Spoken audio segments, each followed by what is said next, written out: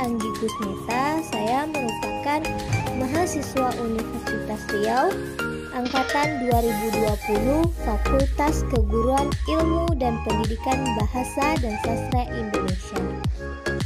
Sebelum kita masuk ke strukturalisme genetik dari novel Di Bawah Lindungan Ka'bah, terlebih dahulu kita memahami arti dari strukturalisme genetik.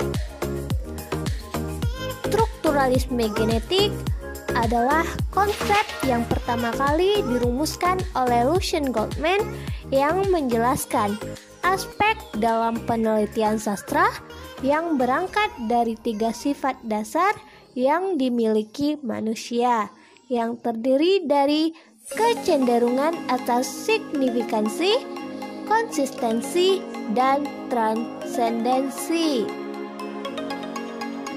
Novel Di Bawah Lindungan Ka'bah ialah novel yang ditulis oleh Haji Abdul Malik Karim Amrullah, atau lebih kita kenal dengan julukan Buya Hamka.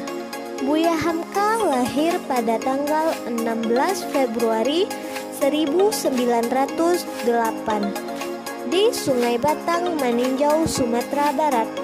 Novel ini mengangkat adat Minang karena Buya Hamka adalah orang yang lahir dalam lingkungan adat Minangkabau.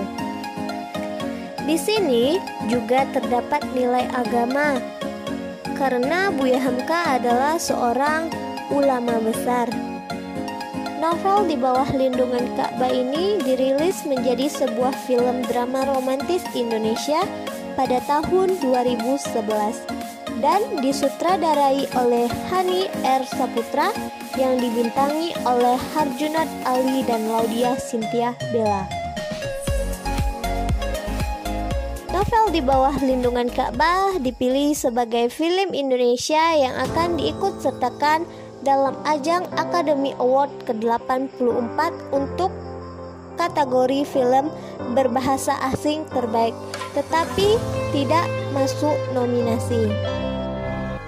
Novel ini menceritakan tentang perjalanan cinta Hamid dan Zainab. Hamid yang mencintai Zainab, begitu pula dengan Zainab kepada Hamid. Namun, Hamid yang sadar dia hanyalah seorang anak yang tidak punya apapun. Bahkan biaya sekolahnya pun ditanggung oleh ayahnya Zainab. Bagaimana kau tahu itu dari Kisah cinta mereka yang dihalangi oleh sesuatu masalah di mana Hamid diusir dari kampung hanya karena menyelamatkan Zainab yang hampir tidak bernyawa saat itu. Mungkin dalam segi sosial itu wajar, namun dalam adat dan agama itu adalah masalah yang sangat sulit untuk diputuskan. Namun, Hamid sebagai orang yang taat pada agama rela untuk dihukum keluar dari kampung tempat di mana ia dibesarkan. Tema dari novel ini adalah percintaan.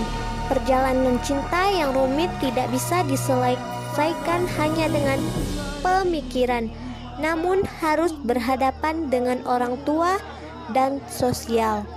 Percintaan yang berakhir sangat menyedihkan, namun terdapat keromantisan yang sangat menyentuh di dalamnya.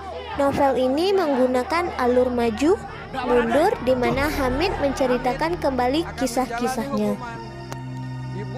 Latar waktu yang digunakan adalah tahun 90-an, di mana adat sangat berperan penting dalam masyarakat. Kalau sekarang, orang bebas melakukan apapun, bahkan pria dan wanita berduaan itu biasa saja. Namun, zaman dulu kejadian itu pasti sudah dihakimi oleh masyarakat dan diselesaikan dengan musyawarah.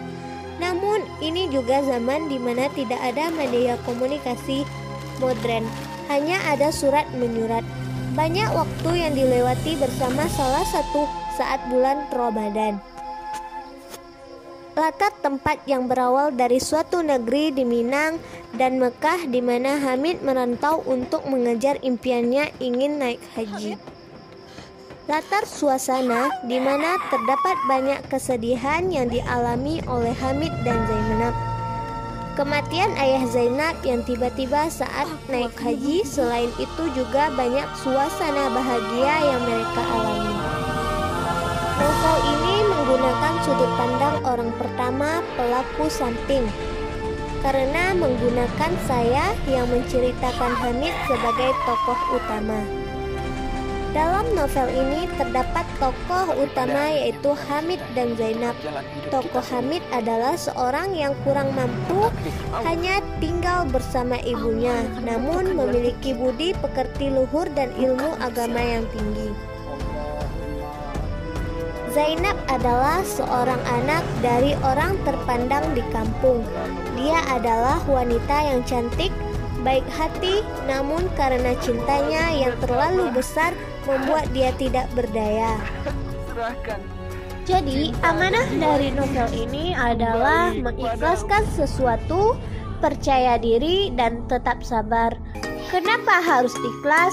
Itu karena dengan sebuah keikhlasan semua akan terasa lebih mudah. Percaya dirilah, jangan mudah menyerah dengan apapun.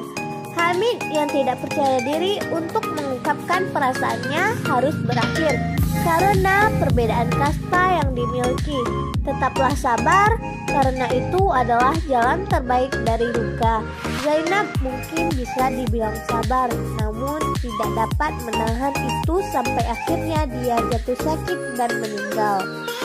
Namun jodohnya mereka mungkin tidak di dunia ini, tapi di akhirat. Sekianlah strukturalisme genetik dari novel Di Bawah Lindungan Ka'bah. Assalamualaikum warahmatullahi wabarakatuh.